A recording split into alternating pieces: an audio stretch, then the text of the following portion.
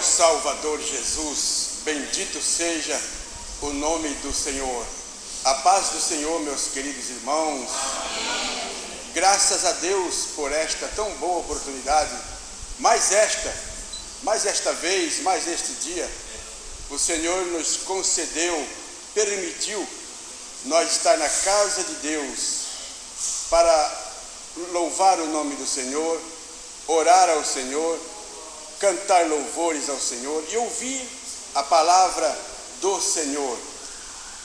Louvo a Deus, sou muito grato a Deus pela vida que vivo, pela igreja, pela família, pelos irmãos.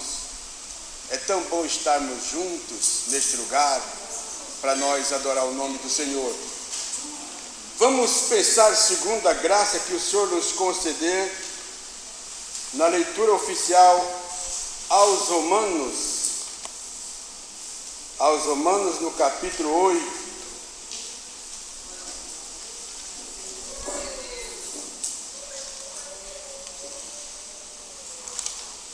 Aos Romanos, capítulo 8, os versos 24 e 25. Nós ouvimos essa leitura que diz assim: porque em esperança somos salvos. Ora, a esperança que se vê não é esperança, porque o que alguém vê, como esperará?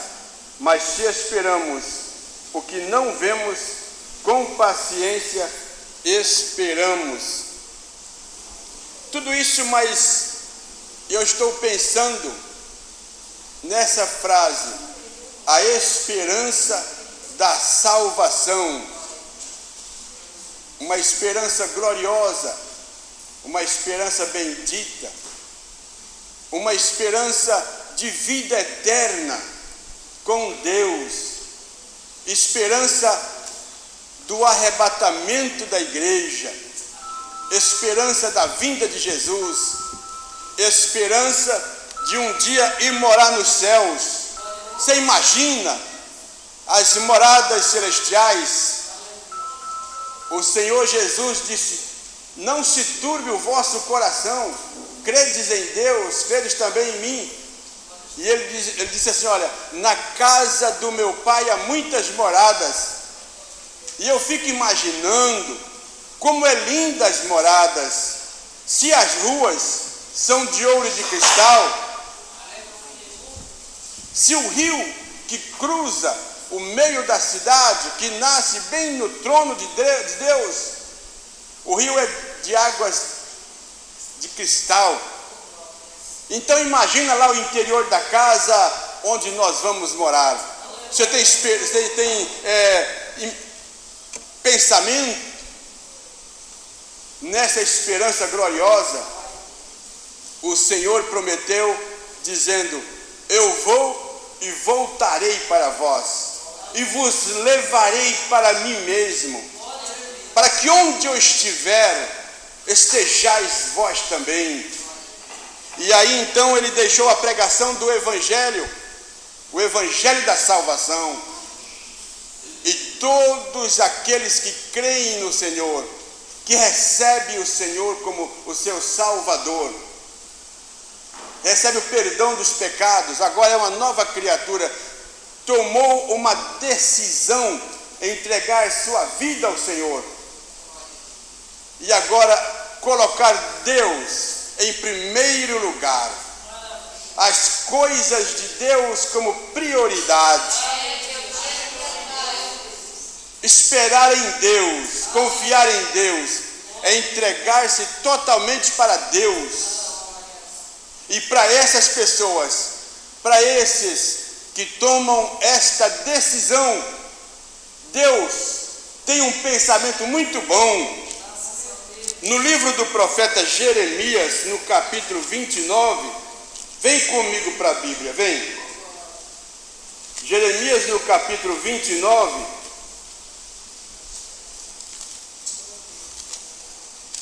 o verso 11, diz assim, olha: porque eu bem sei os pensamentos que penso de vós, diz o Senhor, pensamento de paz e não de mal, para vos dar o fim que esperais. Que fim que eu espero? Que vida que eu espero? O que eu penso do futuro? O que eu penso da vida eterna?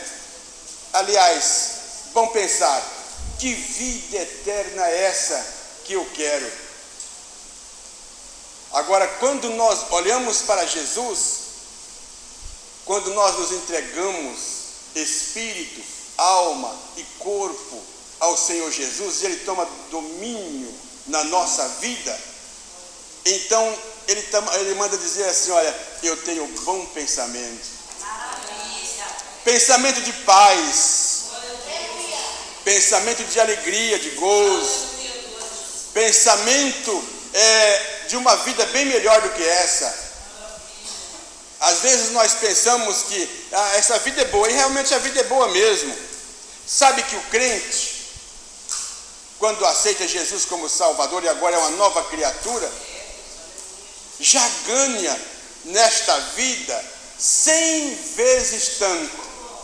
E na vida vindoura, lá é que está o lucro exato das coisas, lá a vida eterna com Cristo nos céus. Daí a razão porque nós temos problemas, dificuldades, diversidades, os tempos, as estações, os acontecimentos, muitas vezes não são nada agradáveis, e às vezes a nossa alma fica abatida, como lá no Salmo 42, o Salmo 42 e o verso 11, olha o que diz a palavra de Deus. Salmos 42, o verso 11 diz: por que estás abatida, ó minha alma? E por que te perturbas dentro de mim? Espera em Deus, pois ainda o louvarei. Ele é a salvação da minha face e o meu Deus. Quantas vezes nós passamos momentos difíceis e a nossa alma, a ponto de a nossa alma ficar abatida, sofrer, sentir dor, angústia. Mas sabe o que acontece? Existe uma esperança para o crente. Às vezes leva um susto e o coração até se abate. Eu estou me lembrando que parece que foi ontem, a gente vinha da cidade no ônibus, irmão João e a irmã Deise, eles estavam juntos nesse ônibus. De repente, na subida da Avenida dos Trabalhadores, o ônibus vinha, não correndo, mas também estava parado, estava andando. Estoura um pneu e sai aquela lasca, e até que o ônibus foi batendo velozmente na lata do ônibus, e fez aquele barulhão tremendo, e sabe, todo mundo se assustou com aquilo, parecia uma guerra. Ainda mais agora, a gente liga a televisão e vê as explosões lá naquele lugar lá, então a gente já fica pensando, será que está vindo para cá o negócio? E o susto é grande. E a alma muitas vezes também leva susto. Quantos acontecimentos, quantas vezes a morte passa pertinho e manda até recado: é agora fulano, é agora. Estou passando, lembra? Minha mãe diz ainda que dá uns arrepios assim, a morte passou aqui pertinho. Faz a alma ficar angustiada. O que dizer daquela dor, daquela enfermidade que veio e nos abateu? Mas de repente a alma espera em Deus, e a alma, quando espera em Deus, vai aparecer alguém e vai dizer: morte, vai embora, e a morte desviou, foi lá para longe, porque alguém clamou. Eu me lembro de uma irmãzinha que Jesus levou ela, mas antes disso, não era tempo dela morrer ainda, ela estava deitada no sofá. Ela contou isso aí. Ela estava deitada no sofá, e ela sentiu que a morte estava rodeando o sofá. Vamos, Nair, vamos, é agora, Nair, é agora. Mas de repente chega o pastor da igreja lá, E ela, aquele jeitinho, contou: pastor, a morte está aqui. Ele repreendeu a morte foi embora. A irmã viveu um bocado de tempo ainda mais. Para quem espera em Deus, a morte só chegar na hora mesmo, só na hora que Deus querer mesmo. E aí o salmista diz: por que estás abatido, a minha alma? Imagina nas guerras que este homem enfrentava, vendo o inimigo ali, mas ele disse: olha, minha alma, espera em Deus, espera em Deus. Sabe por que esperar em Deus? Porque Deus é o nosso refúgio e fortaleza. Ele é o nosso socorro bem presente na angústia, e pelo que não temeremos, ainda que a terra se mude, ainda que os montes se abalem, ainda que as águas se perturbem, aleluia, mas há um rio cujas correntes alegram a cidade de Deus, o santuário das moradas do Altíssimo, e Deus está no meio dela, não será abalada. Glória a Deus. Sabem, existem riscos perigosos. Você sabe o que eu estou falando? Sabe aquela oferta que fizeram para você? Sabe aqueles pensamentos que vêm na tua cabeça, querendo fazer você desviar da fé, meu irmão? Toma cuidado, meu irmão. Clama pelo sangue de Jesus. Clame por Ele. Há poder no nome de Jesus. Você sabe o que eu estou dizendo, aqueles costumes, aquelas práticas. Existe um Deus. O Salmo 121. O Salmo 121. Olha que lindo isso aqui. O Salmo 121, a partir do verso 3. Salmo 121, a partir do verso 3, diz assim: olha, não deixará vacilar o teu pé. Aquele que te guarda não tosquenejará. Eis que não tosquenejará, nem dormirá o guarda de Israel. O Senhor é quem te guarda. O Senhor é a tua sombra, a tua direita. O sol não te molestará de dia, nem a lua de noite. O Senhor te guardará de todo mal. Ele guardará a tua alma. O Senhor guardará a tua entrada e a tua saída, desde agora e para sempre. Para que eu e você, para que nós tenhamos este livramento, este guarda supremo ao nosso redor, ao nosso lado, nós precisamos estar de olho nele, olhando para ele. A Bíblia diz, meus irmãos, olhando para Jesus, porque ele é o autor e o consumador da nossa fé. Olhando para Jesus, não olha para o mundo não, nem para a direita, nem para a esquerda, olhando para Jesus. É como alguém olhando para o monte. Levo os meus olhos para os montes. O que são os montes? Aquela vida ruim era um monte. Aquela enfermidade, outro monte. Aquela perturbação, outro monte. Aquele parente perturbador, outro monte. Aquele marido tranqueira, que monte. Aquela mulher, meu Deus, que monte. Aqueles filhos trabalhosos, que monte. E agora, de onde vem o socorro? Vem dele. Ele é o socorro da igreja. É ele, a igreja clama por ele. Oh, glória a Deus. Glória a Deus. Então o que você e eu temos que fazer quando qualquer desses aspectos vier nos atacar, qualquer dessas setas aparecer, esse monte desse? Clame a Ele, clame ao Senhor. Ele é o refúgio. Nós somos provas disso. Quando os problemas nos cercam, nós clamamos a Ele. E a fé, o que é fé? Você sabe o que é fé? Você sabe o que é fé? Aos Hebreus, capítulo 11, você sabe disso aqui, mas é bom dar uma volta lá de novo e ler de novo. Aos Hebreus capítulo 11, o primeiro versículo diz: Ora, a fé é o firme fundamento das coisas que se esperam e é prova das coisas que se não veem. Nós estamos esperando o que não vemos. Quem foi ao céu? Quem viu Deus? Mas Ele prometeu e Ele é fiel. E Ele nos deixou esta virtude importante chamada fé. E por causa desta virtude importante chamada fé, nós temos certeza. É por isso que o apóstolo Paulo disse: eu sei em quem eu tenho crido e estou certo de que Ele é poderoso para guardar o meu tesouro até o dia final. Só que é até o dia final. Não adianta eu ou você ou eu caminhar 20 anos, 30 anos e depois perdeu tudo.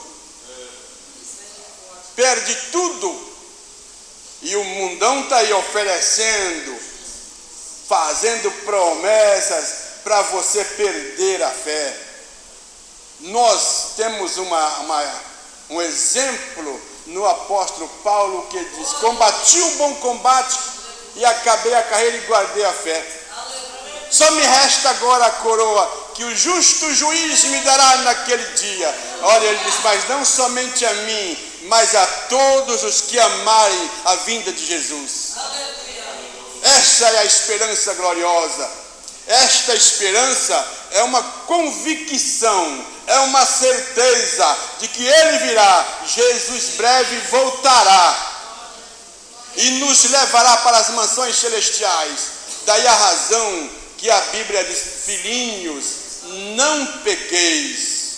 A ordem é: filhinhos, não pequeis. Andar como digno da vocação com que nós fomos chamados. Nós fomos chamados para uma salvação gloriosa. Nós fomos chamados para uma salvação maravilhosa. E é só em Jesus, não existe um outro. Só Jesus pode salvar. E para ser salvo por Cristo Jesus, tem que andar na luz. A Bíblia diz: se nós andarmos na luz, como Ele na luz está, o sangue de Jesus Cristo, Filho de Deus, nos purifica de todo pecado. Para sermos purificados do pecado, é preciso batalhar pela fé. Aos Romanos no capítulo 5,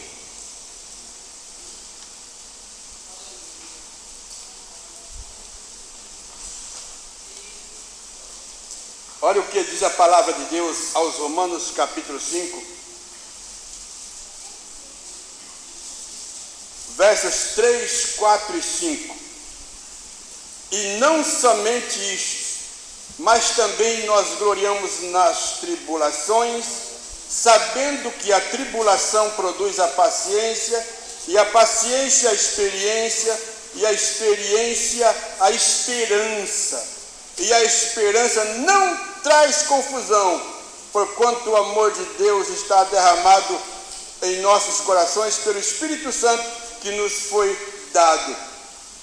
O crente tem que dar glória a Deus em tudo. Em tudo dar glória, em tudo dar graças a Deus. Está na tribulação, dá graças a Deus. Está passando aperto, glória a Deus. Está desempregado, graças a Deus. Está doendo, glória a Deus. Está sofrendo, glória a Deus. Dá graças a Deus. Porque essa tribulação é uma máquina que o crente tem. Alguém pode pensar assim: sabe por que eu sofro assim? Eu sofro assim porque eu sou crente. Se não fosse, está pior ainda, meu filho. Se não fosse crente, estava pior ainda. Muito pior. Sabem, eu sou nascido no lar evangélico. Toda a minha infância, minha adolescência, minha juventude, a minha esposa também, todos os nossos dias na igreja, nunca fomos do mundo. Mas muitos de vocês estavam no mundo, e se vocês não tivessem vindo para Jesus, muitos de vocês podiam estar mortos e perdidos. Mas agora vocês vieram para Jesus e receberam vida. E Jesus disse: olha, dou-lhes a vida eterna. Oh, glória a Deus! Então, em qualquer que sejam os problemas, vamos estar com Jesus, bem pertinho dele, ligadinho nele, buscando a ele. Ele, como diz a Bíblia, eis que não dormirá e nem tosquenejará o guarda de Israel. É o Senhor a quem te guarda, é o Senhor que nos guarda. Nós temos um guarda fiel chamado Deus, esse Deus poderoso. E então nós damos graças a Deus nas tribulações, porque a tribulação produz a paciência, e a paciência a experiência, e a experiência a esperança. Olha quanta coisa boa nessa vida de crente. Se eu contar para vocês as experiências que eu já tive com esse Deus, com os momentos difíceis, e às vezes a gente eu fico me lembrando, dizendo, mas que Deus grande é esse? Ó Deus glorioso!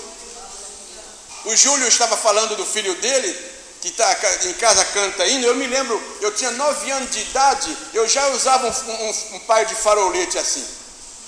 E eu estava sentado no sofá da minha casa cantando hinos da harpa, e eu já cantava e já chorava, de tanto prazer que eu tinha de cantar os hinos da harpa. E a minha mãe costurando roupas. De repente o Espírito Santo mexeu com ela, começou a falar em mistério, e uma voz disse para ela, minha serva, vai orar, vai clamar. E ela levantou e olhou no relógio, era 15:15 da tarde. Meu pai estava viajando, era um baiano muito alegre, meu pai. Pensa numa gente boa, crente fiel, temente a Deus. E lá pelas 6 horas ele chegou, todo contando vantagem. Já era para eu estar assim, ó, era para eu estar morto agora, porque não sei o quê, e minha mãe séria. E ele querendo fazer graça, e minha mãe não conseguiu fazer minha mãe dar risada. Aí de repente, quando ela olhou sério para a cara dele, disse, o que você está falando, meu velho? Aí ele viu que a coisa estava difícil. Aí ele contou, olha, nós passamos no lugar, era para ter um acidente, o motorista do carro passou um carro passou pelo outro, era um caminhão e um jipe naquele tempo, e parou e voltou e começou a discutir. O caminhão e o jipe passou aqui, mas não cabe aqui. Imagina que confusão, não conseguiu chegar em acordo. Aí a minha mãe perguntou, e que hora que era isso, baiano? Ele disse, 15:15. Você viu como é que é o negócio? Minha mãe, o Espírito vai orar. A alma ficou angustiada, mas o Espírito foi falar com Deus. Quantas coisas acontecem. Este pobre homem aqui mesmo, você já sabe da minha história. Eu era para estar lá bem guardadinho, lá nos 7 palmos, não dá mais. Agora diminuiu o espaço lá. Tinha que tirar um lá para pôr eu lá, não, já está pago o negócio lá.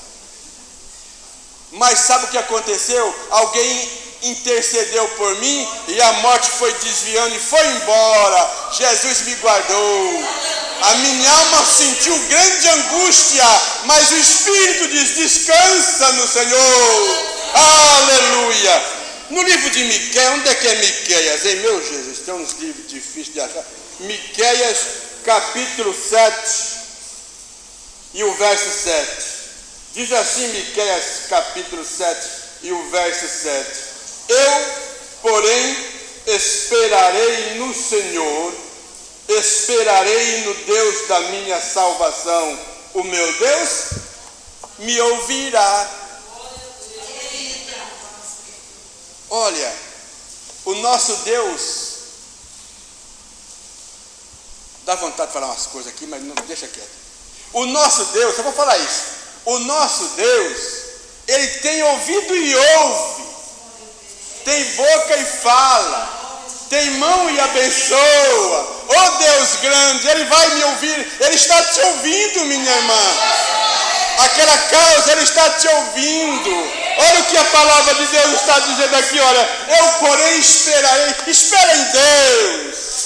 Espera no Senhor. Clame a Ele, busque a Ele. Ele é o Deus da salvação. Glória a Deus. 1 Pedro, capítulo 1, 1 Pedro, esse aqui é mais fácil de eu achar. Capítulo 1 e o verso 3. Que diz assim a palavra de Deus: Bendito seja o Deus e Pai do nosso Senhor Jesus Cristo, que segundo a sua grande misericórdia nos gerou de novo para uma viva esperança pela ressurreição de Jesus Cristo dentre os mortos. Verso 4: para uma herança incorruptível, incontaminável e que não se pode murchar, guardada nos céus. Para quem? Para nós. Olha que Deus bendito